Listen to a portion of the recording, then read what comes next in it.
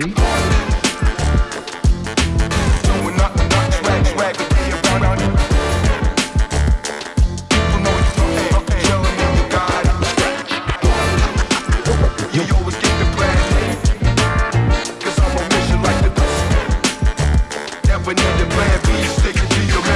Are you ready?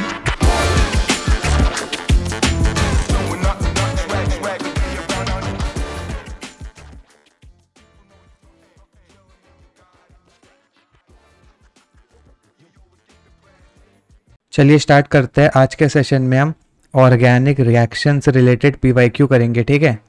इससे पहले हमने ऑर्गेनिक रिएक्शंस रिलेटेड एक पीवाईक्यू सेशन कर लिया है। आज हमारा सेशन नंबर 2 है। ऑर्गेनिक रिएक्शन से मेरा मतलब है हाइड्रोकार्बन से अमीन्स वाले पार्ट के पीवाईक्यू को हम करने की कोशिश करेंगे, ठीक है। अब देखो, नॉर्मली मैं बहुत ज़्यादा डिटेल्ड एक्सप्लेनेशन देता हूँ क्वेश्चंस का, लेकिन यहाँ पे क्योंकि हमारे पास टाइम कम है तो मैं ज़्यादा डिटेल्ड एक्सप्लेनेशन नहीं दूंगा, मैं थोड़ा पॉइंट टू पॉइंट एक्सप्लेनेशन दूंगा, ठीक है।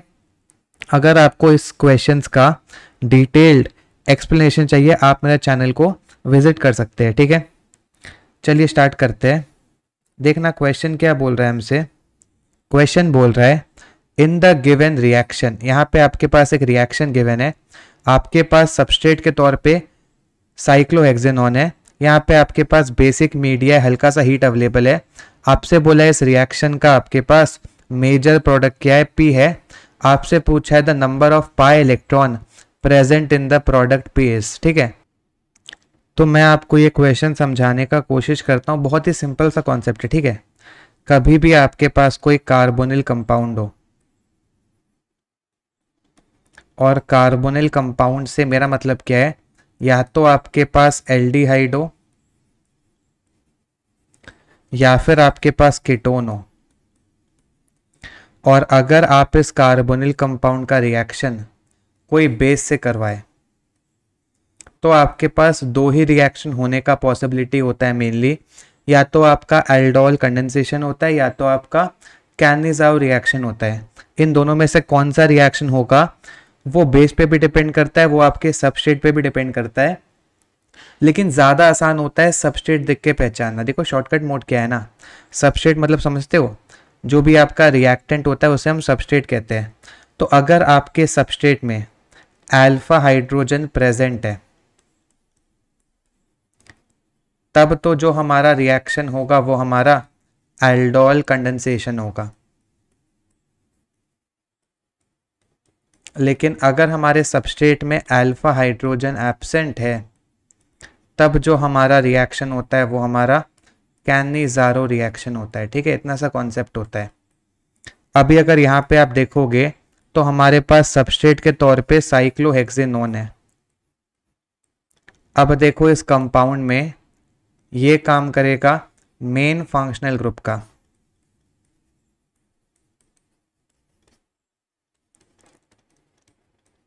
मेन फंक्शनल ग्रुप से डायरेक्टली अटैच कार्बन को बोलेंगे अल्फा कार्बन। तो ये भी आपका अल्फा कार्बन, ये भी आपका अल्फा कार्बन, ठीक है। और अल्फा कार्बन के हाइड्रोजन को हम बोलेंगे अल्फा हाइड्रोजन। तो अगर आप यहाँ पे देखोगे तो यहाँ पे आपके पास अल्फा हाइड्रोजन प्रेजेंट है, राइट। देखो ये अल्फा कार्बन है, आपको पता है ये 4 बॉन्ड बनाएगा, 2 वैलेंसी यूज्ड है, बचे हुए 2 वैलेंसी में हाइड्रोजन होगा जिसको हम बॉन्ड लाइन में नहीं दिखाते हैं, राइट। तो यहाँ पे देखो आपके पास 4 अल्फा हाइड्रोजन प्रेजेंट है।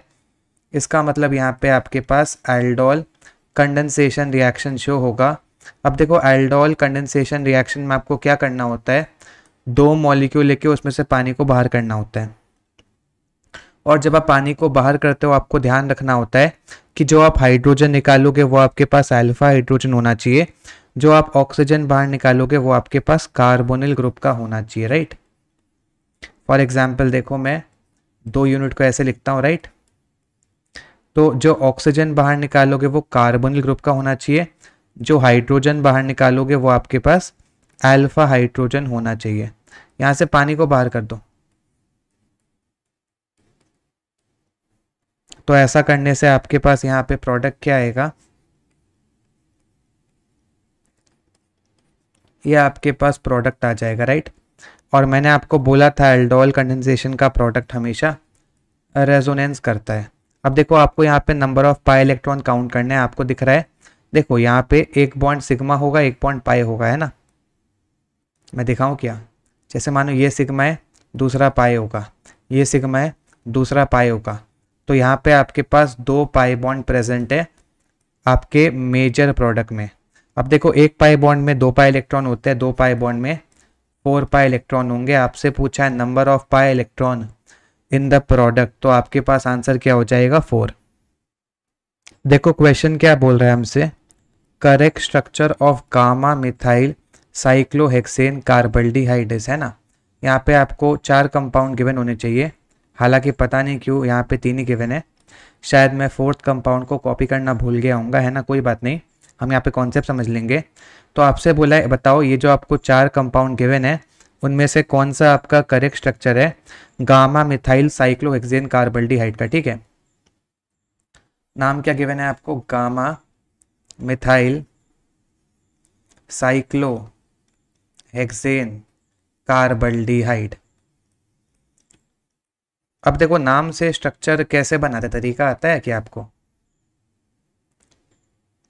देखो सबसे पहले आप पकड़ो पेरेंट चेन को जो आपके पास साइक्लोहेक्सेन है।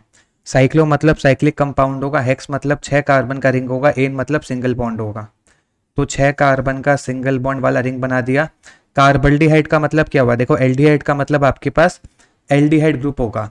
अब देखो ये कार्बल्डिहाइड कब इस्तेमाल होता है, जब आपका एल्डिहाइड वाला कार्बन पेरेंट चेन में काउंट नहीं होता है, तो उस कार्बन को अलग से दिखाने के लिए हम कार्बल्डिहाइड वर्ड का इस्तेमाल करते हैं। इसका मतलब एल्डिहाइड वाला कार्बन हमारे पास पेरेंट चेन में काउंट नहीं हुआ है, उसे अलग से दिखाने के लिए हम यहाँ पे कार्बल्डिहाइड का इस्तेमाल कर रहे हैं। तो ऐसा कुछ हमारे पास होगा। अब देखो गामा पोजीशन पे मिथाइल है, अब ये अल्फा बीटा गामा जो हम पोजीशन बताते हैं ये हम बताते हैं with respect to main functional group. बहुत ही सिंपल सा कॉन्सेप्ट होता है। देखो ये एल्डिहाइड आपके पास क्या है, ये आपके पास कंपाउंड का मेन फंक्शनल ग्रुप है, राइट।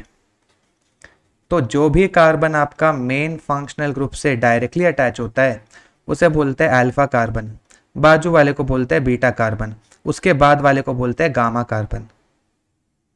तो देखो आपके पास गामा पोजीशन में मिथाइल होगा, मिथाइल का मतलब क्या, CH3 होगा, तो ये आपके पास कंपाउंड है। अब ये कौन से ऑप्शन में गिवन है चेक कर लो। अब देखो सबसे पहली बात देखो यहाँ पे कितने कार्बन होंगे, आप ना इसको शॉर्टकट से भी कर सकते हो, आपको ये पूरा स्ट्रक्चर बना के देखने की जरूरत नहीं है।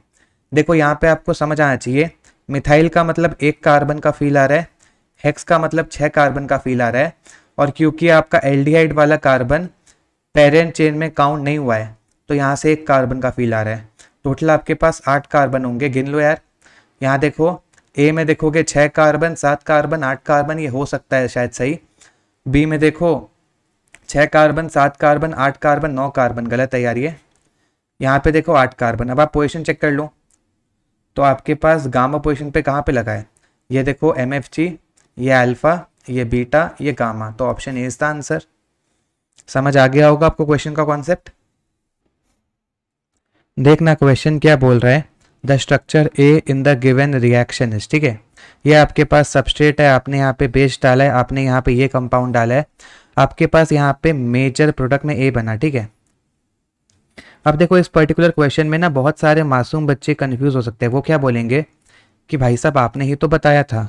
मैं बोलूँगा क्या बताया था, आप बोलोगे आपने बताया था कि भाई साहब अगर आपके पास कार्बोनिल कंपाउंड होता है, और कार्बोनिल कंपाउंड का मतलब होता है या तो आपके पास एल्डिहाइड होगा या तो आपके पास कीटोन होगा।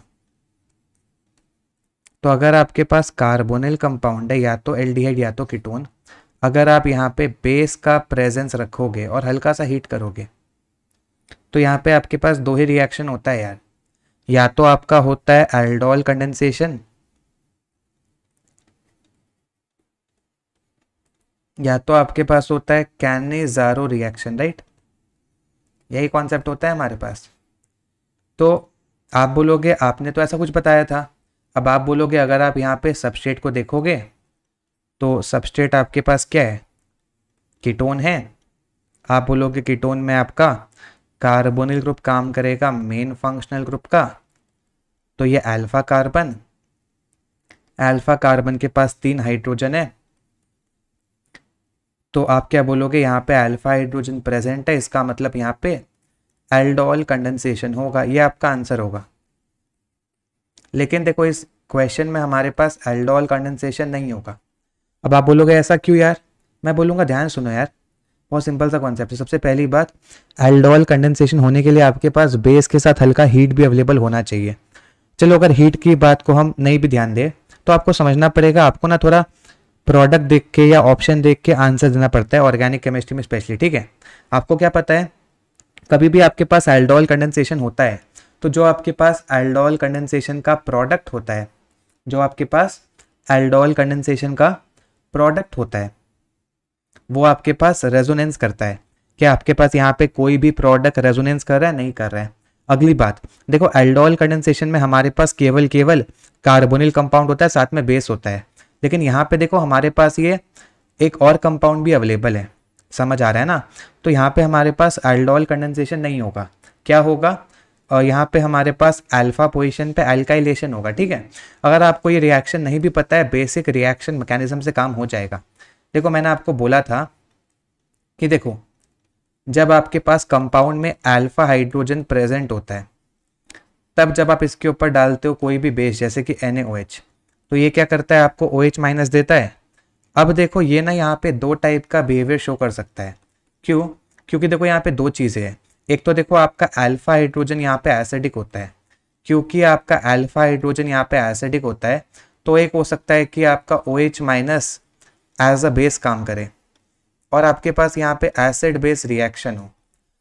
और एक काम क्या हो सकता है, क्योंकि यहाँ पे आपके पास कार्बोनिल ग्रुप अवेलेबल है, तो हो सकता है कि आपका OH minus as a nucleophile काम करे, तो यहाँ पे आपके पास न्यूक्लियोफिलिक एडिशन हो,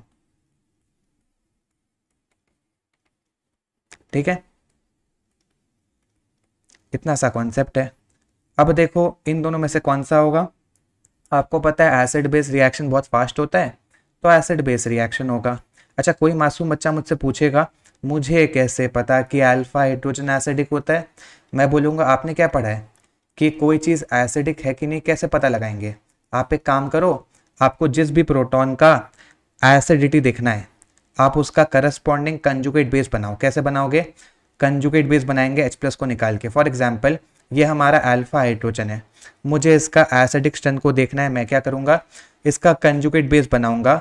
जितना ज़्यादा इसका बनने वाला कंजुगेट बेस स्टेबल होगा उतना ज़्यादा हमारे पास कंपाउंड एसिडिक होगा। तो हम यहाँ पे क्या देख पा रहे हैं, ये जो हमारे पास कंजुगेट बेस है ये हमारे पास रेजोनेंस स्टेबलाइज्ड है। क्योंकि हमारे पास कंजुगेट बेस रेजोनेंस स्टेबलाइज्ड है, इसका मतलब ये वाला हाइड्रोजन हमारे पास एसिडिक हाइड्रोजन है। अब क्योंकि ये वाला हमारे पास एसिडिक हाइड्रोजन है, तो यहाँ पे हमारे पास बहुत ही तेज एसिड बेस रिएक्शन हो जाएगा।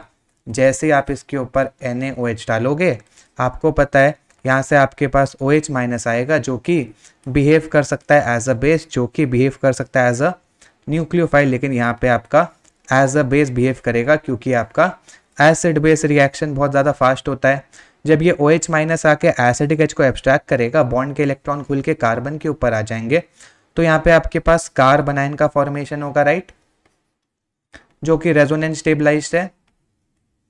अब देखो यहाँ पे हमने क्या किया है, नॉर्मली क्या होता था, नॉर्मली अगर हम बात करते हैं एल्डोल कंडेंसेशन की, ये जो हमारा कार्बनाइन है न्यूक्लियोफाइल का काम करता था, और ये क्या करता था, एक और सबस्ट्रेट मॉलिक्यूल को उठा के उसके ऊपर न्यूक्लियोफिलिक एडिशन करता था। ऐसा करने से आपके पास एल्डोल का फॉर्मेशन होता था। लेकिन इससे पहले कि ये सारा काम हो, यहाँ पे क्या हो जाएगा, देखो यहाँ पे आपके पास एक और कंपाउंड अवेलेबल है, आपके पास एक एल्काइल हैलाइड अवेलेबल है। कौन सा, आपके पास इस टाइप से एक एल्काइल हैलाइड अवेलेबल है। आपको पता है ना, देखो यहाँ पे कार्बनाइन है, कार्बनाइन काम करेगा न्यूक्लियोफाइल का, तो हमें इलेक्ट्रोफाइल चाहिए। अब देखो यहाँ पे ना आपके पास इलेक्ट्रोफाइल पहले से ही अवेलेबल है। कैसे, आपको पता है ना, आपका हैलोजन ज़्यादा इलेक्ट्रोनेगेटिव होता है as compare to carbon, bond के इलेक्ट्रॉन को अपनी तरफ खींचेगा, यहाँ पे डेल पॉजिटिव आएगा, यहाँ पे डेल नेगेटिव, तो आपके पास पहले से एक इलेक्ट्रोफाइल अवेलेबल है। और ये तो मैं आपको काफ़ी बार बता चुका हूँ, रिएक्शन में एरो जनरल चलता है न्यूक्लियोफाइल से इलेक्ट्रोफाइल। जब ये इसके ऊपर अटैक करेगा, बॉन्ड के इलेक्ट्रॉन लेके Br माइनस लीव कर जाएगा, क्योंकि आपका Br माइनस होता है गुड लीविंग ग्रुप।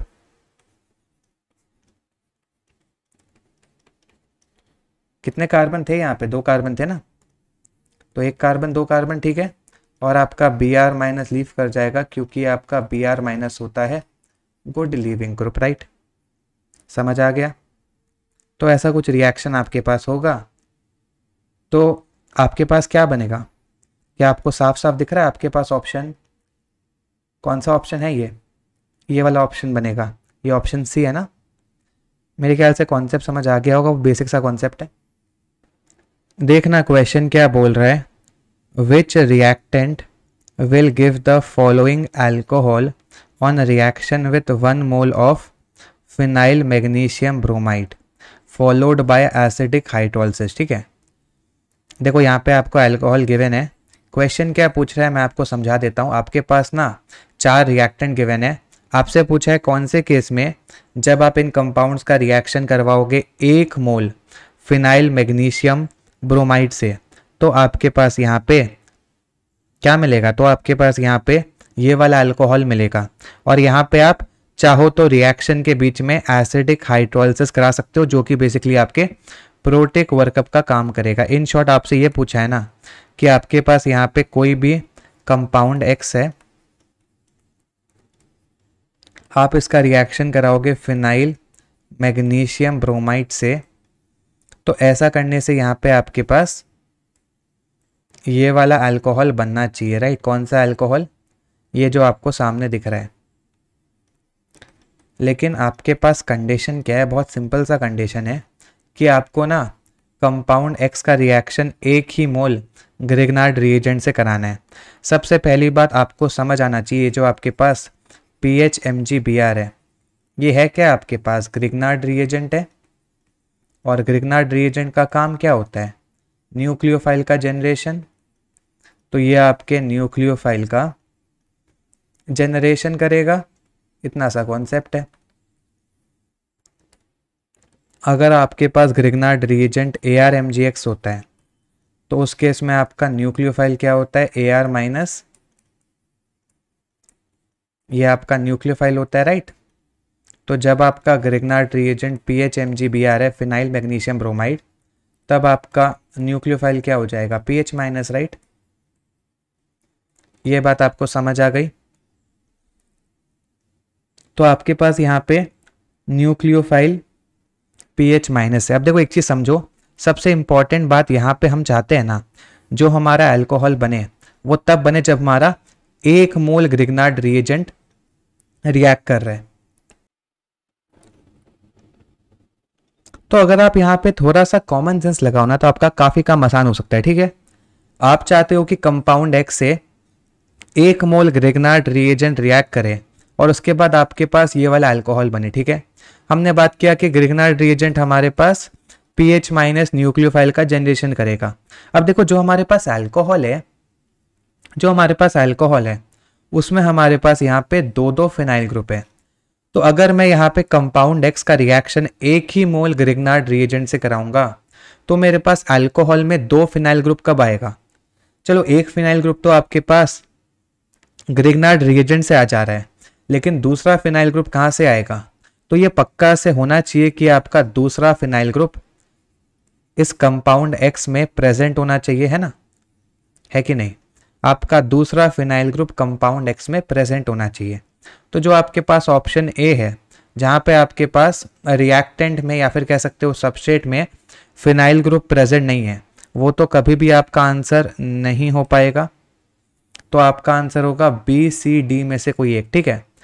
अब देखो इनकी एक एक करके बात करते हैं।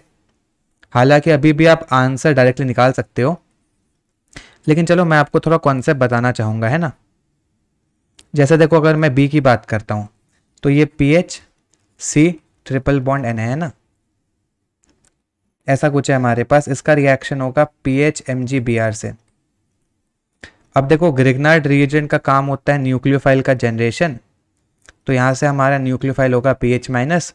आपको पता होना चाहिए नाइट्रोजन ज़्यादा इलेक्ट्रोनेगेटिव होता है as compare to carbon, bond के इलेक्ट्रॉन को अपने तरफ खींचेगा, यहाँ पे डेल पॉजिटिव आएगा, यहाँ पे डेल नेगेटिव आएगा। आपको आपका न्यूक्लियोफाइल और इलेक्ट्रोफाइल मिल गया।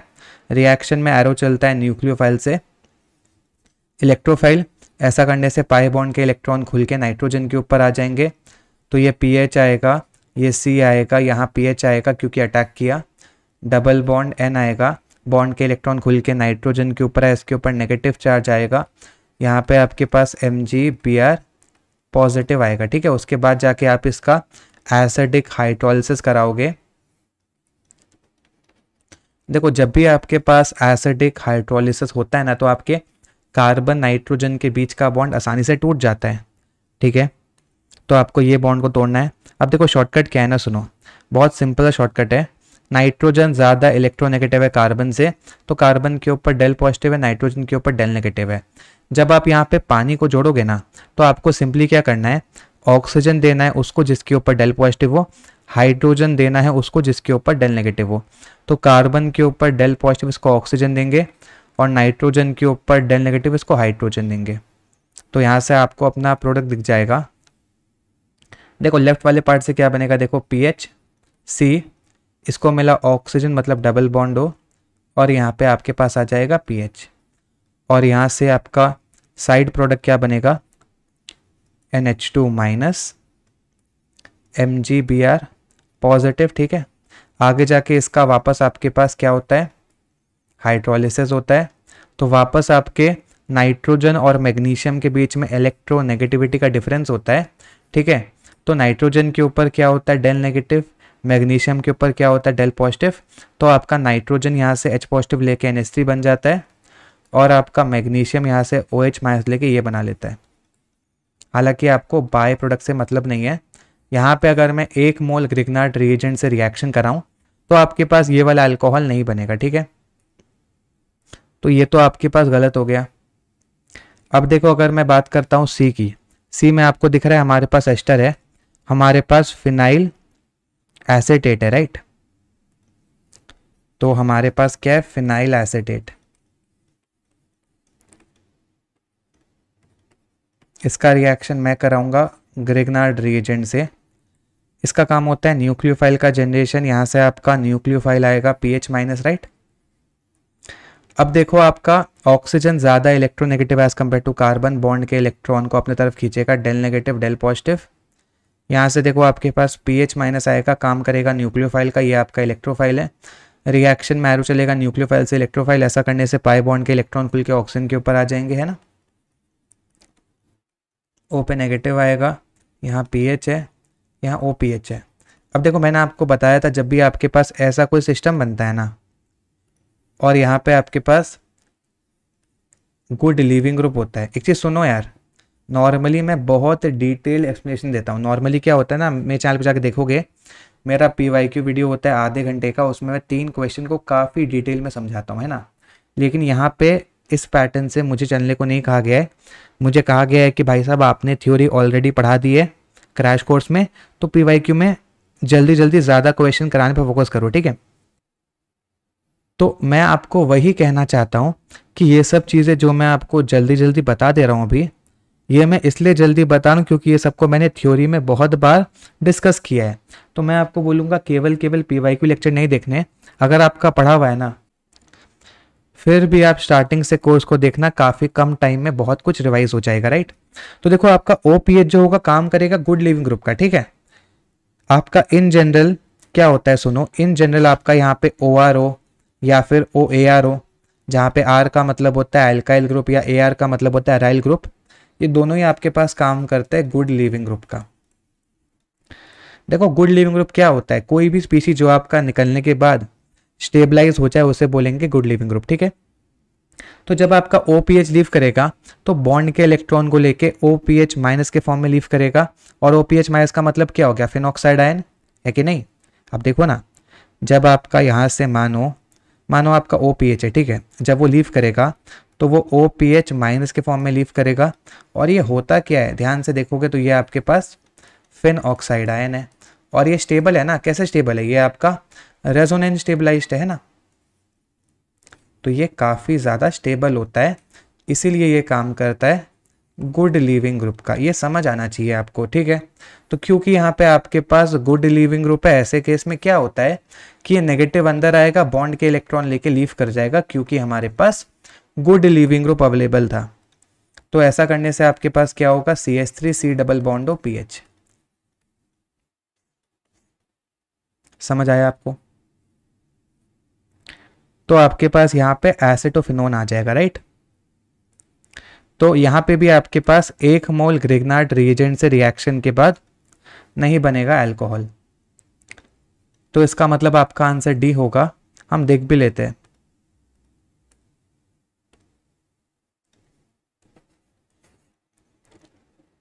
अब देखो डी में हमारे पास क्या है। डी में हमारे पास यहाँ पे एसिटोफिनोन है।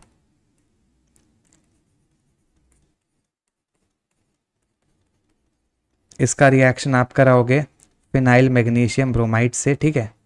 तो आप क्या बोलोगे, ऑक्सीजन ज़्यादा इलेक्ट्रोनेगेटिव होता है as compare to carbon. Bond के इलेक्ट्रॉन को अपने तरफ खींचेगा कार्बन के ऊपर, डेल पॉजिटिव आएगा, ऑक्सीजन के ऊपर डेल नेगेटिव आएगा। अब देखो आपके ग्रिग्नार्ड रिएजेंट का काम होता है न्यूक्लियोफाइल का जनरेशन। यहाँ से आपके पास न्यूक्लियोफाइल आ जाएगा पीएच माइनस, ठीक है। तो ये आपका न्यूक्लियोफाइल है, ये आपका इलेक्ट्रोफाइल है। रिएक्शन में एरो चलेगा न्यूक्लियोफाइल से इलेक्ट्रोफाइल, पाई बॉन्ड के इलेक्ट्रॉन खुल के ऑक्सीजन के ऊपर आ जाएंगे, है ना।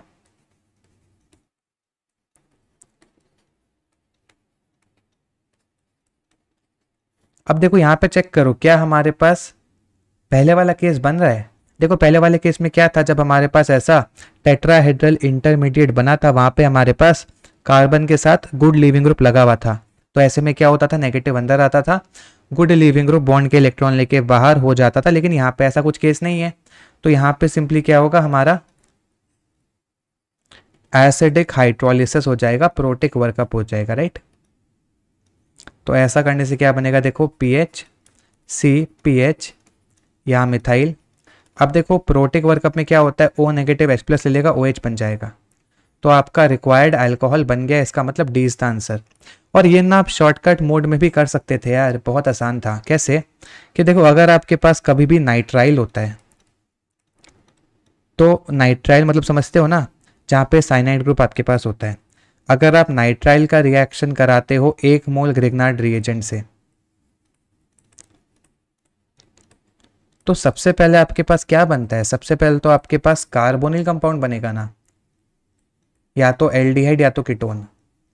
और उसके बाद क्या होगा, जब आप कार्बोनिल कंपाउंड का वापस रिएक्शन कराओगे ग्रिग्नार्ड रिएजेंट के 1 मोल से, तब जाके आपके पास अल्कोहल बनेगा ना। अगर आपके पास एस्टर है, यहां भी सेम कहानी। एस्टर में क्या होता है, एस्टर में जब आप इसका रिएक्शन कराते हो 1 मोल ग्रिग्नार्ड रिएजेंट से, तो यहां पे भी सबसे पहले आपके पास कार्बोनिल कंपाउंड बनता है। उसके बाद जब रिएक्शन कराओगे 1 मोल ग्रिग्नार्ड रिएजेंट से, तब जाके अल्कोहल बनेगा। समझ आ रहा है कि नहीं, ऐसा कुछ होगा ना। तो अगर आप चाहते हो आपका अल्कोहल 1 मोल ग्रिग्नार्ड रिएजेंट से रिएक्शन के बाद ही बन जाए, तो आपको डायरेक्टली कार्बोनिल कंपाउंड लेना पड़ेगा, तभी तो ये हो पाएगा। तो ये क्वेश्चन आप काफ़ी आसानी से बिना पेन चलाए भी कर सकते थे, लेकिन मेरा ये फर्ज था कि मैं आपको कॉन्सेप्ट भी समझाऊं। तो अल्कोहल बनेगा, बस इसी से हो जाता है यार। क्योंकि देखो यहाँ पे नाइट्राइल है, यहाँ पे नाइट्राइल है, यहाँ पे एस्टर है, यहाँ पे कीटोन है, तो कीटोन आंसर होता। ठीक है,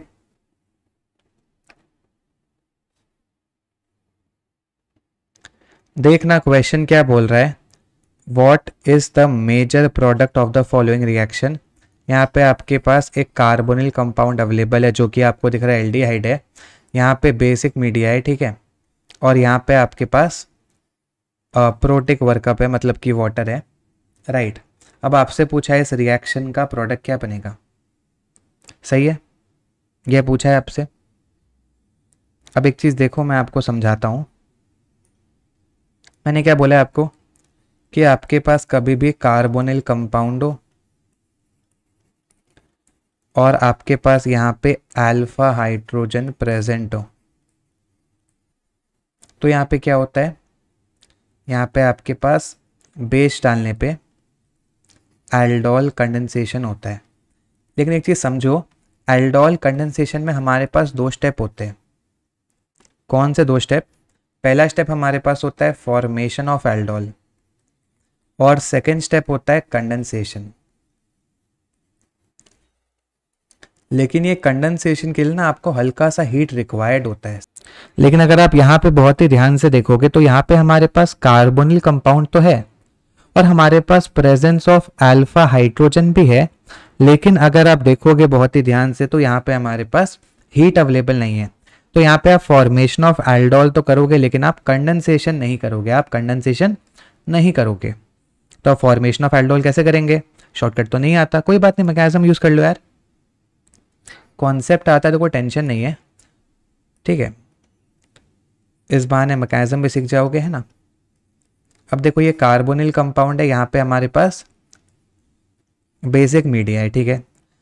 अब देखो आपको मैं बता चुका हूँ यहाँ पे आपका ये जो OH माइनस है ये आपका दो टाइप का बिहेवियर शो कर सकता है।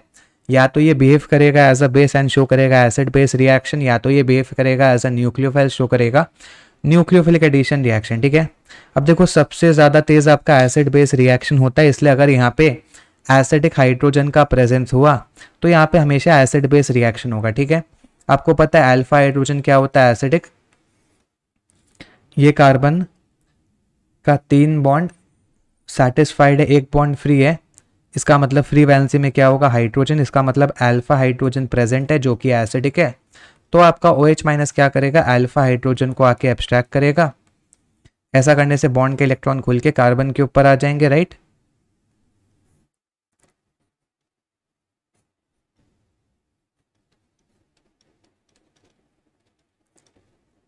ये आपके पास आ गया आपका न्यूक्लियोफाइल जो कि आपका कार्बन आयन है। अब यहाँ पे क्या होता है? हमारे पास सबस्ट्रेट का एक और यूनिट आता है ना, और यहाँ पे क्या होता है? Nucleophilic addition. कैसे? हम क्या बोलते हैं? ऑक्सीजन ज़्यादा इलेक्ट्रोनेगेटिव है कार्बन से, बॉन्ड के इलेक्ट्रॉन को अपने तरफ खींचेगा, डेल नेगेटिव डेल पॉजिटिव। आपको अपना न्यूक्लियोफाइल और अपना इलेक्ट्रोफाइल अगर दिख गया तो रिएक्शन में एरो चलता है न्यूक्लियोफाइल से इलेक्ट्रोफाइल। ऐसा करने से पाई बॉन्ड के इलेक्ट्रॉन खुल के ऑक्सीजन के ऊपर आ जाएंगे ताकि कार्बन के 5 बॉन्ड ना बने। तो ऐसा करने से क्या होगा? देखो यहाँ पे 2 कार्बन, ठीक है, फिर यहाँ पे आपका aldehyde group as it is. उसके बाद देखो इस वाले कार्बन ने इसके ऊपर अटैक किया, दोनों के बीच में बॉन्ड बन जाएगा, ठीक है। इस कार्बन के पास एक वैलेंसी हाइड्रोजन है, उसको दिखा देनी बॉन्ड लाइन में। अब देखो ये कार्बन ऑक्सीजन से 2 बॉन्ड बना रहा था, एक बॉन्ड के इलेक्ट्रॉन खुल के ऑक्सीजन के ऊपर आ गए नेगेटिव चार्ज के फॉर्म में, तो अब ये एक ही बॉन्ड बनाएगा और ऑक्सीजन के ऊपर नेगेटिव चार्ज आएगा। उसके बाद देखो ये कार्बन आपका एक और कार्बन से जुड़ा है और ये एक और कार्बन 2 और कार्बन से जुड़ा है। ये आपके पास बनेगा, आगे जाके क्या होगा? प्रोटिक वर्कअप होगा क्योंकि वाटर अवेलेबल है। प्रोटिक वर्कअप में क्या होता है? O नेगेटिव को H+ मिल जाता है, राइट। तो अब देखो कैसे होगा, मैं आपको दिखाता हूँ, बहुत ध्यान से देखना। मैं इसको नीचे से बना रहा हूँ, ठीक है, नीचे से ऊपर की तरफ। पहले यहाँ पे आपके पास यहाँ पे देखो 3 कार्बन इस फॉर्म में है। उसके बाद देखो यहाँ पे एक कार्बन है, इसके पास O नेगेटिव था, H+ लेगा तो OH बनेगा। उसके बाद ये एक और कार्बन से जुड़ा है, ये कार्बन 2 और कार्बन से जुड़ा है। उसके बाद यहाँ पे आपके पास एल्डिहाइड ग्रुप है, ये आपके पास एल्डोल का फॉर्मेशन होगा जो कि आपके पास इस पर्टिकुलर क्वेश्चन का आंसर होगा क्योंकि यहाँ पे आपके पास हीट अवेलेबल नहीं है, ठीक है। अब देखो आपको अगर आंसर चेक करना है, आप ना ये एल्डिहाइड ग्रुप और ये OH ग्रुप का आपस में रिलेटिव पोजीशन देख लो कि देखो OH ग्रुप जिस कार्बन के ऊपर है और एल्डिहाइड ग्रुप वाला कार्बन वो आपस में 1 कार्बन दूर है ना। तो यहाँ देखो OH ग्रुप जिस कार्बन के ऊपर प्रेजेंट है और एल्डिहाइड वाला कार्बन आपस में 1 कार्बन दूर है, इसका मतलब option B is the answer. आपको समझ आ रहा है यहाँ पे कंडेंसेशन क्यों नहीं हुआ? यहाँ पे आपका कंडेंसेशन इसीलिए नहीं हुआ, एक तो देखो यहाँ पे हीट नहीं गिवन है, दूसरी बात आप यहाँ पे कंडेंसेशन कराओगे भी कैसे यार? नहीं करा पाओगे। कैसे नहीं करा पाओगे? मैं दिखाऊं, समझो। अगर आप यहाँ पे सोचोगे कंडेंसेशन कराने का, नहीं हो पाएगा। मैंने अभी नोटिस किया यहाँ पे तो हमारे पास कंडेंसेशन का पॉसिबिलिटी ही नहीं है क्योंकि हमारे पास एल्डोल कंडेंसेशन में सबसे पहले क्या होता है? एसिड बेस रिएक्शन, उसके बाद क्या होता है? Nucleophilic addition. लास्ट में जो हमारा कंडेंसेशन प्रोसेस होता है वो बेसिकली E1CB मैकेनिज्म को फॉलो करता है ना, तो वहां पे आपका स्ट्रॉन्ग कंजुगेट बेस बनता है, राइट। देखो मैं समझाता हूं, ऐसा कुछ है ना। तो अगर आप चाहोगे यहाँ पे आपके पास कंडेंसेशन हो जाए तो वो E1CB के थ्रू होता है, तो वापस आपका बेसिक मीडिया आएगा। लेकिन होता क्या था ना, बेसिक मीडिया आपका आके हमेशा अल्फा हाइड्रोजन को ही एब्स्ट्रैक्ट करता था, क्योंकि अल्फा हाइड्रोजन को निकालने के बाद जो आपका करस्पॉन्डिंग कंजुगेट बेस बनता था काफ़ी स्टेबल बनता था, और उसके बाद आपके पास एलिमिनेशन होता था। लेकिन आपको दिख रहा है, देखो यहाँ पे तो आपके पास अल्फा हाइड्रोजन एब्सेंट हो गया, इसीलिए यहाँ पे क्या, यहाँ पे आपके पास कंडेंसेशन का पॉसिबिलिटी ही नहीं है, इसीलिए खाली आपका फॉर्मेशन ऑफ एल्डोल होके रुक जाएगा। इसलिए आपका इस क्वेश्चन का आंसर बी बनेगा। मेरे ख्याल समझ आ गया होगा आपको। देखना क्वेश्चन क्या बोल रहा है, which among the following pairs of the structures will give different products on ozonolysis, consider the double bond in the structures are rigid and not delocalize. ठीक है, देखो यहाँ पे हमारे पास क्या किया है, मैं आपको समझाता हूँ। यहाँ पे देखो हमारे पास पेयर ऑफ कंपाउंड्स गिवन है। जैसे अगर मैं कोई भी एक पर्टिकुलर ऑप्शन की बात करता हूँ, फॉर एग्जांपल मैं ऑप्शन ए की बात करता हूँ, तो आपको ऐसा देखने में लग रहा होगा ये दोनों कंपाउंड आपके पास सेम ही है।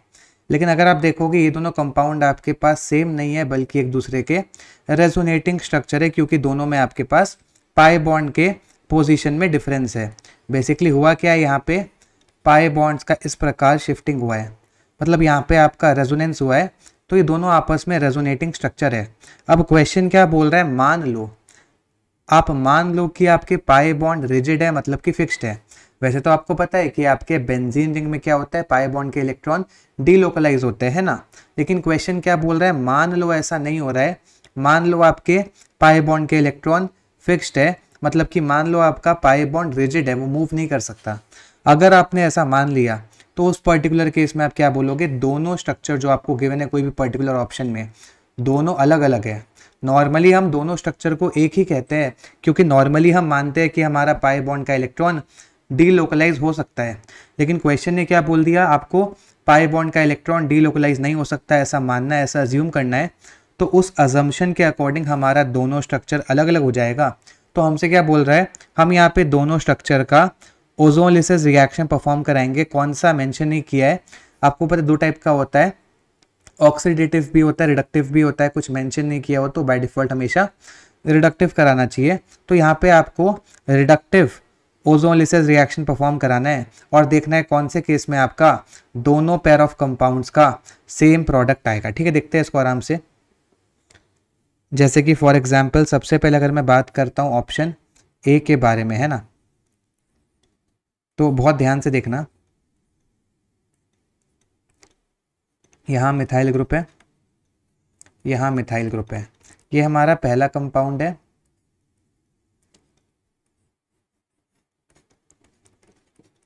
हमारे दूसरे कंपाउंड में क्या किया है, कुछ नहीं, पाई बॉन्ड्स को शिफ्ट करा दिया है, मतलब ये यहाँ पे आ जाएगा, ये यहाँ पे, यहाँ पे। अब देखो यहाँ पे हम दोनों का परफॉर्म कराएंगे ओजोनलिसिस, कौन सा, बाय डिफॉल्ट रिडक्टिव। तो थीम क्या होगा, ओजोन साथ में जिंक वाटर। यहाँ पे भी थीम क्या होगा, ओजोन साथ में जिंक वाटर। ठीक है, देखो ऐसे में आपको शॉर्टकट आता है ना, क्या होगा, देखो यहाँ डबल बॉन्ड को तोड़ना है, ऑक्सीजन लगाना है, ऑक्सीजन लगाना है, डबल बॉन्ड को तोड़ना है, ऑक्सीजन लगाना है, ऑक्सीजन लगाना है, डबल बॉन्ड को तोड़ना है, ऑक्सीजन लगाना है, ऑक्सीजन लगाना है। यहाँ पे भी सेम काम।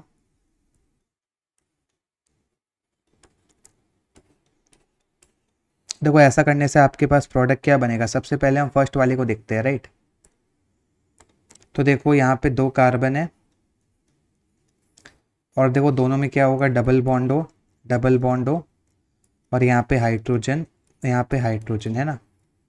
अब देखो अगर आप ऊपर वाले पोर्शन को देखोगे, कार्बन मिथाइल, डबल बॉन्ड हो, कार्बन, उसके बाद क्या होगा, देखो डबल बॉन्ड हो और इसके पास हाइड्रोजन।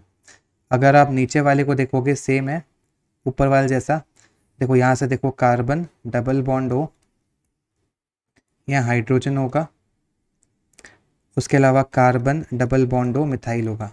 पता नहीं आपको समझ आ रहा है कि नहीं समझ आ रहा है। कुछ नहीं करना है, डबल बॉन्ड को तोड़ना है, दोनों तरफ ऑक्सीजन लगाना है, ठीक है। और ध्यान रखना ये सभी वैलेंसी में आपके पास हाइड्रोजन है। जितना भी आपको फ्री वैलेंसी दिख रहा है सब में आपके पास हाइड्रोजन है, इस बात का आपको ध्यान रखना है। अब देखो अगर आप राइट साइड वाले को देखोगे, बहुत ध्यान से देखना, तो देखो ये कार्बन है ना, तो carbon double bond O hydrogen, carbon double bond O methyl. अब अगर आप राइट साइड वाले को देखोगे तो carbon double bond O hydrogen, उसके बाद carbon double bond O methyl. और अगर आप यहाँ पे देखोगे carbon double bond O, carbon double bond O hydrogen hydrogen. तो आपको यहाँ पे क्या देखने को मिल रहा है इस पर्टिकुलर केस में, जो आपका ऑप्शन ए है, अगर आप ऑप्शन ए को ध्यान से देख पा रहे हो तो यहाँ पे देखो आपके पास दोनों केस का सेम प्रोडक्ट आ रहा है कि नहीं। देखो ये जो आपका प्रोडक्ट है इससे मैच कर जाएगा, ये जो आपका प्रोडक्ट है इससे मैच कर जाएगा, ये जो आपका प्रोडक्ट है इससे मैच कर जाएगा। तो हमसे पूछा था कौन से केस में आपका दोनों स्ट्रक्चर का डिफरेंट प्रोडक्ट आएगा। क्या पूछा था, कौन से केस में हमारा दोनों स्ट्रक्चर का डिफरेंट प्रोडक्ट आएगा ओजोनलिसिस के बाद। लेकिन यहाँ पे क्या है, यहाँ पे हमारे पास सेम प्रोडक्ट आया, इसका मतलब ये हमारा आंसर नहीं होगा। अब ऑप्शन बी की बात करते हैं। देखो ना ऑप्शन बी में क्या होगा हमारे पास, पहला स्ट्रक्चर ऐसा है, दूसरे स्ट्रक्चर में क्या होगा, कुछ नहीं, खाली आपको पाई बॉन्ड्स का शिफ्टिंग करा देना है, राइट। ये पाई बॉन्ड यहाँ पे आ जाएगा, पाई बॉन्ड यहाँ पे आ जाएगा, पाई बॉन्ड यहाँ पे आ जाएगा, यहाँ पे मिथाइल ग्रुप, यहाँ पे मिथाइल ग्रुप, है ना। आपको थीम पता ही है, हम यहाँ पे रिडक्टिव ओजोनलिसिस कराएंगे, यहाँ पे भी सेम।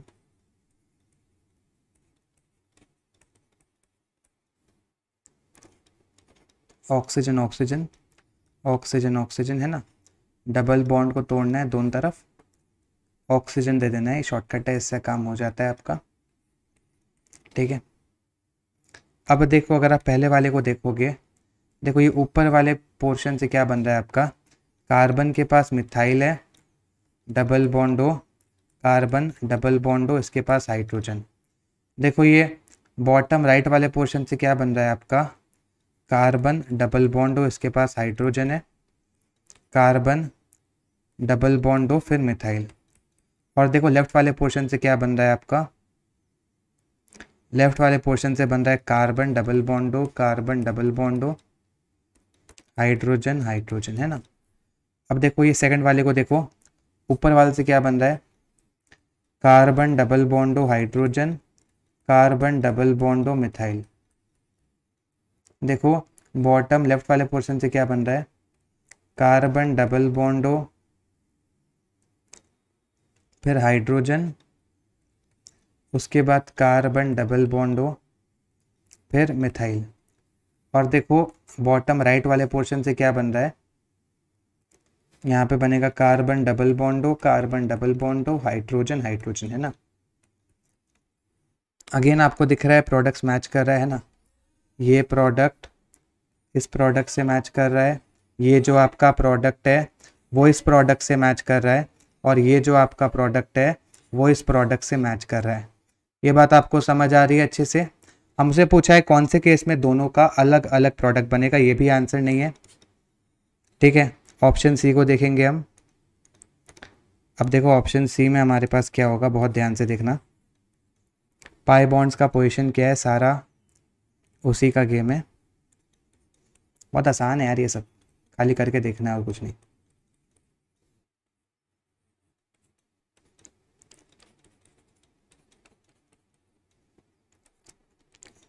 वैसे पता है ये ना आप बिना प्रोडक्ट को बनाए भी देख सकते थे अगर आपका प्रैक्टिस अच्छा है। हालांकि अभी क्योंकि आप बिगनर हो मैं आपको वो नहीं दिखा रहा हूँ, नहीं तो इतना कुछ करने का ज़रूरत नहीं है, आप इसको काफ़ी आसानी देख सकते हो, है ना। लेकिन चलो कोई बात नहीं, एज अ बिगनर आप बना के देख लो, कोई दिक्कत नहीं है। ज़्यादा इंपॉर्टेंट क्वेश्चन को सॉल्व करना है, स्पीड सेकेंडरी है, राइट। मैं आपको बता रहा हूँ, नॉर्मली मैं बहुत ज़्यादा एक्सप्लेन करता हूँ, लेकिन यहाँ पे मैं बहुत कम एक्सप्लेन कर रहा हूँ। जितना मैं नॉर्मली एक्सप्लेन करता हूँ ना, मैं आपको बता सकता हूँ उसका मैं 30% एक्सप्लेन कर रहा हूँ। देखो यहाँ पे क्या बनेगा, मैं आपको दिखा रहा हूँ। ऊपर वाले पार्ट से क्या बनेगा, देखो carbon methyl, carbon methyl, double bond double bond. Left वाले पार्ट से क्या बनेगा, carbon double bond hydrogen, carbon double bond hydrogen. Right वाले पार्ट से क्या बनेगा, कार्बन डबल बॉन्डो हाइड्रोजन और वही कार्बन डबल बॉन्डो हाइड्रोजन। यहाँ पे देखो है ना, ये तीनों पार्ट दिखा दिए मैंने आपको। अब देखो यहाँ पे क्या होगा, बहुत ही ध्यान से देखना। सबसे पहले टॉप लेफ्ट वाले पार्ट की बात करते हैं। यहाँ देखो कार्बन मिथाइल कार्बन हाइड्रोजन है ना, तो कार्बन के पास मिथाइल है, कार्बन के पास हाइड्रोजन है, डबल बॉन्डो डबल बॉन्डो, सही है। अब देखो यहाँ पे आपके पास ये राइट वाले पोर्शन से क्या बनेगा, कार्बन के पास मिथाइल है, कार्बन के पास हाइड्रोजन है, डबल बॉन्डो डबल बॉन्डो। और देखो आपके पास बॉटम लेफ्ट वाले पोर्शन से क्या बनेगा, कार्बन डबल बॉन्डो, कार्बन डबल बॉन्डो, फिर हाइड्रोजन, फिर हाइड्रोजन, ठीक है। अब देखो यहाँ पे अगर आप देखोगे ना, ये प्रोडक्ट सेम है, लेकिन देखो ये प्रोडक्ट और ये प्रोडक्ट अलग है, ये प्रोडक्ट और ये प्रोडक्ट अलग है। तो जहाँ पे आपका दोनों प्रोडक्ट अलग अलग हो, वो आपका करेक्ट आंसर है। इसका मतलब इस क्वेश्चन का करेक्ट आंसर आपके पास ऑप्शन सी है। इसका मतलब अगर आप ऑप्शन डी को देखोगे, ऑप्शन डी में भी आपके पास दोनों केस में ओजोलिसिस रिएक्शन का प्रोडक्ट सेम आएगा, ठीक है। बात समझ आ रही है।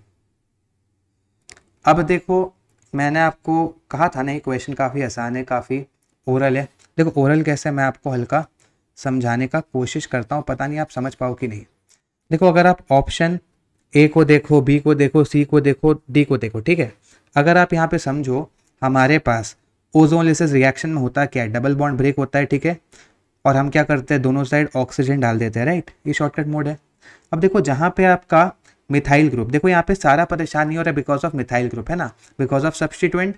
तो अगर आपका मिथाइल ग्रुप और आपके पाए बॉन्ड का, अगर आपका मिथाइल ग्रुप और आपके डबल बॉन्ड का पोजीशन दोनों केस में, लेफ्ट वाले स्ट्रक्चर में और राइट वाले स्ट्रक्चर में सेम है, उस केस में क्या होगा, आपका प्रोडक्ट सेम आएगा, नहीं तो अलग आएगा। क्या मतलब है मेरा, अगर आप ए को देखोगे, ठीक है, ऑप्शन ए को देखो, तो ऑप्शन ए में अगर आप देखोगे लेफ्ट वाले कंपाउंड को, है ना, तो देखो यहाँ पे मिथाइल ग्रुप है।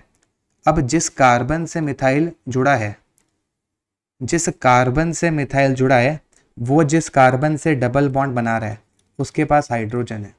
यहाँ भी देखो जिस कार्बन से मिथाइल जुड़ा है, वो जिस कार्बन से डबल बॉन्ड बना रहा है उसके पास भी हाइड्रोजन है। यहाँ देखो जिस कार्बन से मिथाइल जुड़ा है, वो जिस कार्बन से डबल बॉन्ड बना रहा है उसके पास हाइड्रोजन है। जिस कार्बन से मिथाइल जुड़ा है, वो जिसके साथ डबल बॉन्ड बना रहा है उस कार्बन के पास हाइड्रोजन है। दोनों सेम है, दोनों में सेम प्रोडक्ट आएगा, इसलिए ये आंसर नहीं है। समझिए शॉर्टकट मोड। यहाँ देखो जिस कार्बन से मिथाइल जुड़ा है, वो जिस कार्बन से डबल बॉन्ड बना रहा है उसके पास हाइड्रोजन है। जिस कार्बन से मिथाइल जुड़ा है, वो जिस कार्बन से डबल बॉन्ड बना रहा है उसके पास हाइड्रोजन है। जिस कार्बन से मिथाइल जुड़ा है, वो जिस कार्बन से डबल बॉन्ड बना रहा है उसके पास हाइड्रोजन है। जिस कार्बन से मिथाइल जुड़ा है, वो जिस कार्बन से डबल बॉन्ड बना रहा है उसके पास हाइड्रोजन है। इसलिए इन दोनों पर्टिकुलर केस में भी आपके पास सेम आया। समझ आ रहा है, क्योंकि यहाँ पे भी देखो सिमेट्रिकल सिचुएशन। लेकिन यहाँ पे देखो अगर आप सी वाले को देखोगे, जिस कार्बन से मिथाइल जुड़ा है, वो कार्बन जिस कार्बन से डबल बॉन्ड बना रहा है उसके पास हाइड्रोजन है। जिस कार्बन से मिथाइल जुड़ा है, वो कार्बन जिस कार्बन के साथ डबल बॉन्ड बना रहा है उसके पास मिथाइल है। फर्क दिखा क्या? देखो मैं वापस दिखा रहा हूँ, सुनो, मैं ना आपको वापस यहाँ दिखाता हूँ। अगर आप ये समझ गए ना, काफ़ी आसान हो जाएगा आपका काम। सुनो, ये देखो जिस कार्बन से मिथाइल जुड़ा है, वो जिस कार्बन से डबल बॉन्ड बना रहा है उस कार्बन के पास हाइड्रोजन है। जिस कार्बन से मिथाइल जुड़ा है, वो जिस कार्बन से डबल बॉन्ड बना रहा है उसके पास मिथाइल है। तो इसलिए यहाँ पे दोनों अनसिमेट्रिकल है, इसलिए यहाँ पे दोनों केस में अलग अलग प्रोडक्ट बनेगा, ठीक है। तो अगर मैं चाहता ना, मैं आपको इतना कुछ करके नहीं दिखाता, खाली ऐसे समझा देता, लेकिन मेरा काम है आपको कॉन्सेप्ट भी सिखाना और शॉर्टकट भी सिखाना, सब सिखाना, ठीक है। आपको इस क्वेश्चन से रिलेटेड कॉन्सेप्ट समझ आ गया होगा। अब मूव करते हैं नेक्स्ट क्वेश्चन की ओर। देखना क्वेश्चन क्या बोल रहा है, arrange the following in increasing order of reactivity towards nitration, ठीक है।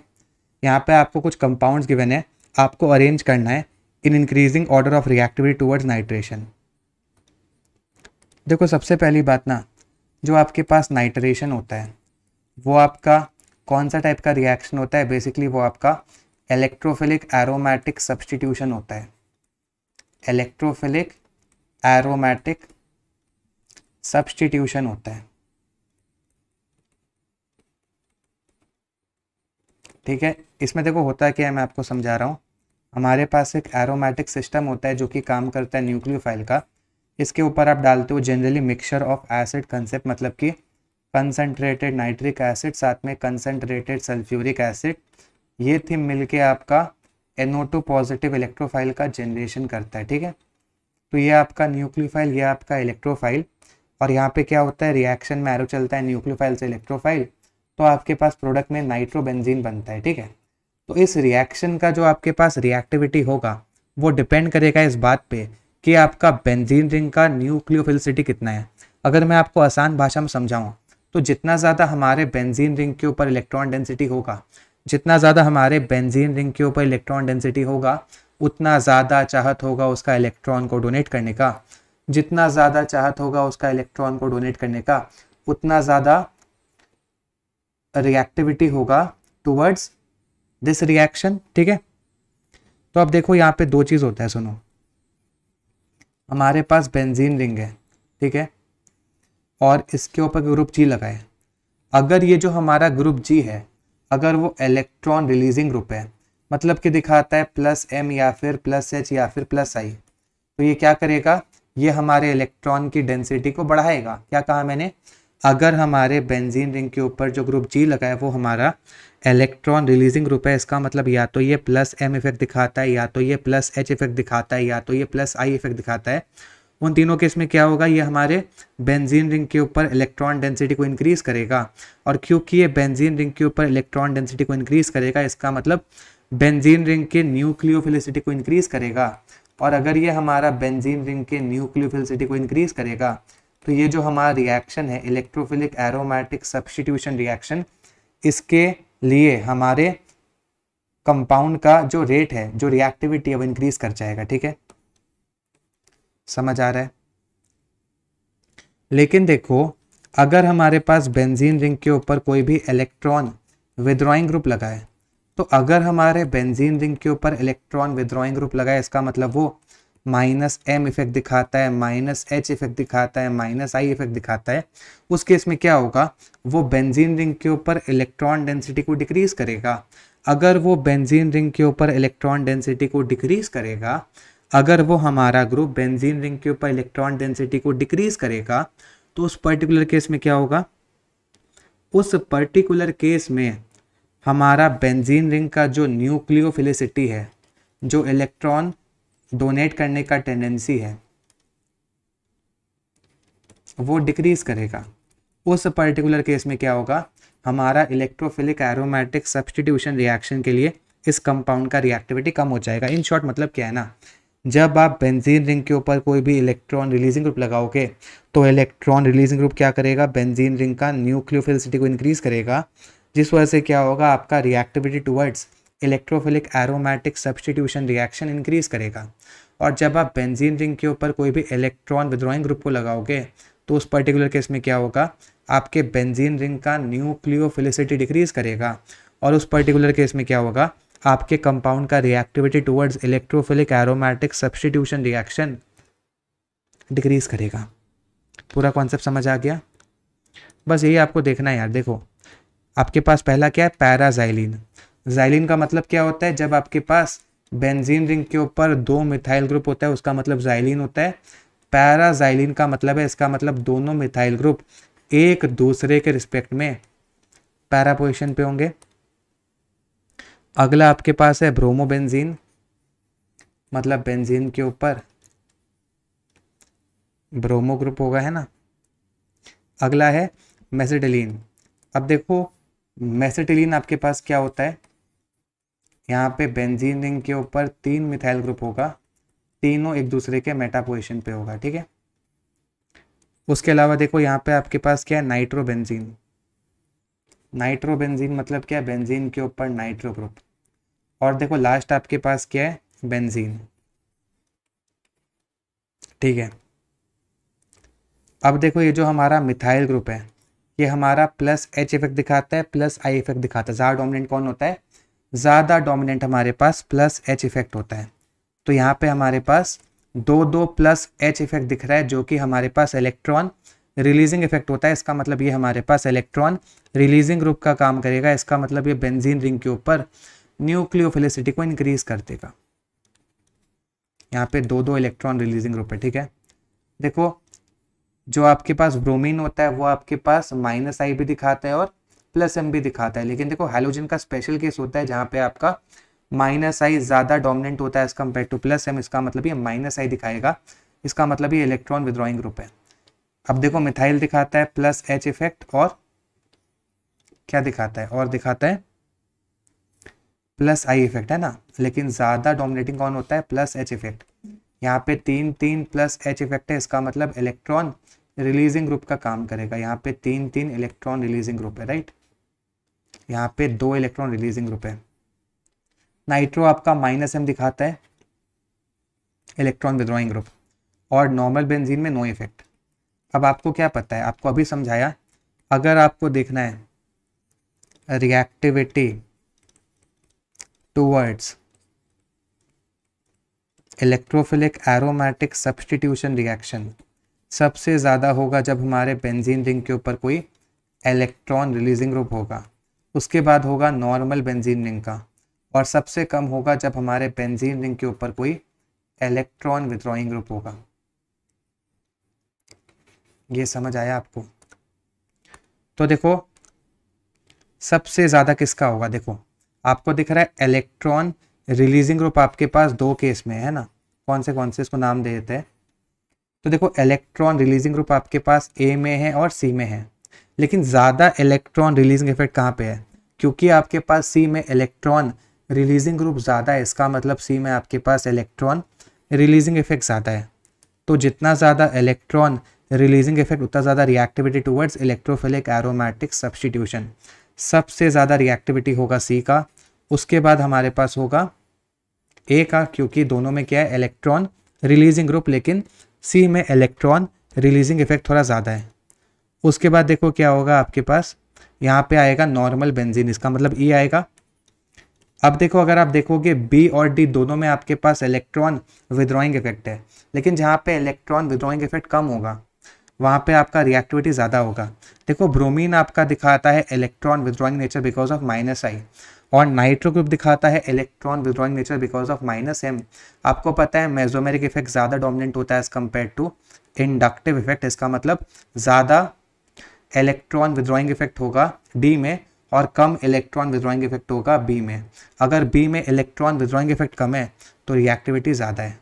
इसका मतलब रिएक्टिविटी बी का ज़्यादा है एज कम्पेयर टू डी, ठीक है।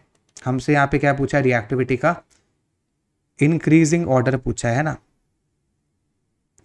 तो इंक्रीजिंग ऑर्डर पूछा है तो सबसे कम होगा डी का, उसके बाद बी का, उसके बाद ई, उसके बाद ए, उसके बाद सी। तो D B E A C, D B E A C, आपका option B is the answer, ठीक है।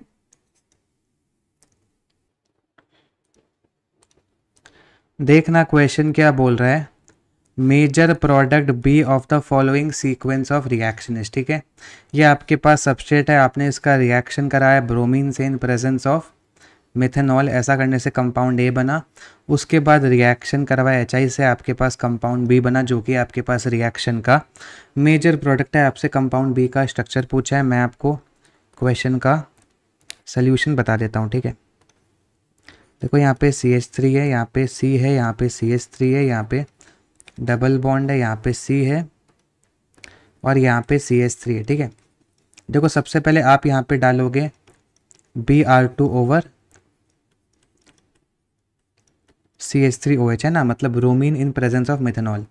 देखो सबसे पहले यहाँ पे क्या होगा, यहाँ पे आपके पास ब्रोमीन है ना, तो देखो यहाँ पे क्या होगा मैं आपको समझाता हूँ। ये जो आपका ब्रोमीन का मॉलिक्यूल है ये आपके पाई बॉन्ड के पास आएगा। जैसे ही आपका ब्रोमीन का मॉलिक्यूल पाई बॉन्ड के पास आएगा, एक ब्रोमीन एटम के ऊपर डेल पॉजिटिव चार्ज आएगा और दूसरे वाले के ऊपर डेल नेगेटिव चार्ज आएगा, ठीक है। अब देखो ऐसा करने से क्या होगा, सुनो, ऐसा करने से यहाँ पे हमारे पास पाई बॉन्ड का इलेक्ट्रॉन एक ब्रोमीन को कैच करेगा और क्या होगा, बॉन्ड के इलेक्ट्रॉन लेके दूसरा ब्रोमीन लीव कर जाएगा गुड लीविंग ग्रुप बन के। याद है मैंने एक कॉन्सेप्ट पढ़ाया था आपको हैलोजिनेशन ऑफ एल्कीन में। अब देखो ऐसा करने से क्या होगा, जिन दो कार्बन के बीच में पाई बॉन्ड है उनमें से एक कार्बन के ऊपर ब्रोमीन एटम लगेगा, दूसरे कार्बन के ऊपर पॉजिटिव चार्ज आएगा, तो आपको स्टेबल कार्बोकैटायन बनाना होता है, मैंने बताया था, ठीक है। तो इसके ऊपर आएगा ब्रोमीन एटम, दूसरे वाले पे पॉजिटिव आएगा, है ना।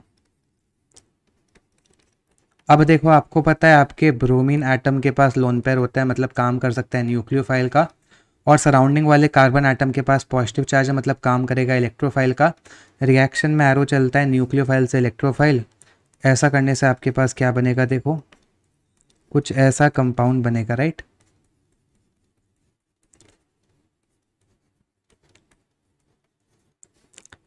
अब देखो यहाँ पे क्या होगा, आपका नॉर्मली क्या होता था, अगर आपका केवल ब्रोमीन होता है in presence of a non polar solvent, जैसे कि मानो कार्बन टेट्राक्लोराइड या फिर कार्बन डाइसल्फाइड, तो क्या होता उस पर्टिकुलर केस में आपका यहाँ पे Br- काम करता न्यूक्लियोफाइल का। लेकिन अभी यहाँ पे क्या होगा, यहाँ पे क्योंकि आपके पास मिथेनॉल का प्रेजेंस है, एक पोलर प्रोटिक सॉल्वेंट का प्रेजेंस है, तो यहाँ पे क्या होगा, ये आपका काम करेगा न्यूक्लियोफाइल का, इसमें ऑक्सीजन के पास लोन पेयर है, मतलब काम करेगा न्यूक्लियोफाइल का।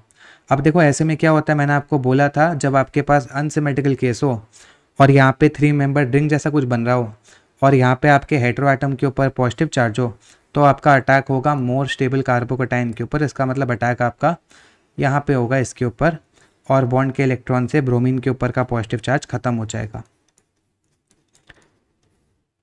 देखो अगर वाटर अटैक करता है इसका मतलब OH लगता, CH3OH अटैक किया इसका मतलब OCH3 लगेगा, ठीक है। अगर ये नहीं भी समझ आता है कोई बात नहीं, मैं पूरा दिखा देता हूँ। देखो ऑक्सीजन के लोन पेयर ने कार्बन के ऊपर अटैक किया तो कार्बन और ऑक्सीजन के बीच में बॉन्ड आ जाएगा, एक वैलेंसी मिथाइल है, एक वैलेंसी हाइड्रोजन है। अब देखो ऑक्सीजन ने अपना लोन पेयर डोनेट किया, उसके ऊपर पॉजिटिव चार्ज आएगा, तो ऑक्सीजन के ऊपर पॉजिटिव चार्ज आएगा। अब क्या होगा, देखो जो भी आपका लीविंग ग्रुप था जो लीव किया था, जैसे कि इस पर्टिकुलर केस में आपका लीविंग ग्रुप था कौन, Br- जो कि लीव किया था, वो लीविंग ग्रुप आएगा, यहाँ से हाइड्रोजन को एब्स्ट्रैक्ट करेगा, बॉन्ड के इलेक्ट्रॉन से ऑक्सीजन के ऊपर का पॉजिटिव चार्ज खत्म हो जाएगा, है ना। तो ऐसा करने से आपके पास कंपाउंड ए ये बन जाएगा। आगे इसका रिएक्शन करवाया है HI से, राइट। अब देखते हैं आगे क्या होगा। तो कंपाउंड ए आपके पास क्या बना,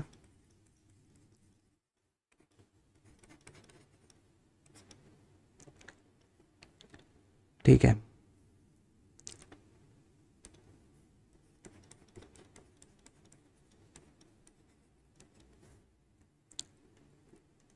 अब इसका रिएक्शन होगा HI से, और आपसे पूछा है यहाँ पे जो हमारे पास प्रोडक्ट बनेगा B बनेगा, जो कि रिएक्शन का मेजर प्रोडक्ट है। आपको बताना है B का आपके पास स्ट्रक्चर क्या होगा, राइट। अब देखो यहाँ पे क्या होगा, बहुत ही ध्यान से देखना। आपको पता है HI क्या है, देखो HI आपका टूट जाएगा आसानी से, आपके पास H+ आएगा और I- आएगा, राइट। अब देखो H+ काम करेगा इलेक्ट्रोफाइल का, ऑक्सीजन के पास लोन पेयर है, काम करेगा न्यूक्लियोफाइल का। रिएक्शन में एरो चलता है न्यूक्लियोफाइल से इलेक्ट्रोफाइल। तो ऐसा करने से यहाँ पे क्या बनेगा, देखो CH3 CO CH3H, इसने लोन पेयर दिया, इसके ऊपर पॉजिटिव आएगा, राइट। अब देखो यहाँ पे आपको चेक करना है क्या आपका स्टेबल कार्बोकैटायन बन सकता है। हाँ जी बन सकता है ना। कैसे कि देखो अगर आप यहाँ पे बोलो ऑक्सीजन के ऊपर पॉजिटिव चार्ज हाईली अनस्टेबल है, तो बॉन्ड के इलेक्ट्रॉन से खुद के ऊपर का पॉजिटिव चार्ज न्यूट्रलाइज करके मिथनॉल बन के बाहर हो जाएगा, और साथ में आपके पास कार्बोकैटायन का फॉर्मेशन हो जाएगा 3 डिग्री कार्बोकैटायन, जो कि आपका स्टेबल होता है, राइट। एक बार आपका स्टेबल कार्बोकैटायन बन गया उसके बाद यहाँ पे I- आके अटैक करेगा, क्योंकि I- काम करेगा न्यूक्लियोफाइल का, कार्बोकैटायन काम करेगा इलेक्ट्रोफाइल का। देखो ये पोर्शन का थ्योरी आपका बचा है, ये हम ईथर में पढ़ लेंगे, कोई टेंशन वाली बात नहीं है। तो ये आपका प्रोडक्ट बनेगा जो कि आपको दे रखा है कौन से ऑप्शन में,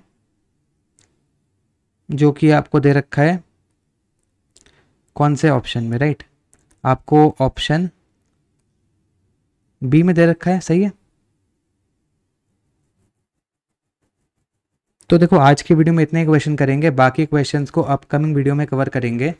अगर आपको मेरा टीचिंग स्टाइल पसंद आया आप मेरे चैनल को फॉलो कर सकते हैं, साथ ही आपको मेरे चैनल पे जेईई मेंस 2023 के पीवाईक्यू चैप्टर वाइज मिल जाएंगे, आप उसको वहाँ से देख सकते हैं। मेरे चैनल का लिंक आपको इस वीडियो के डिस्क्रिप्शन में मिल जाएगा, नहीं तो आप सर्च भी कर सकते हैं, यूट्यूब पर जाके लिखना ईजी केमिस्ट्री जेईई नीट, आपको मेरा चैनल मिल जाएगा। हम अपने चैनल के ऊपर 10K सब्सक्राइबर्स हिट करने की कोशिश कर रहे हैं, मुझे उम्मीद है आप जल्दी करा दोगे।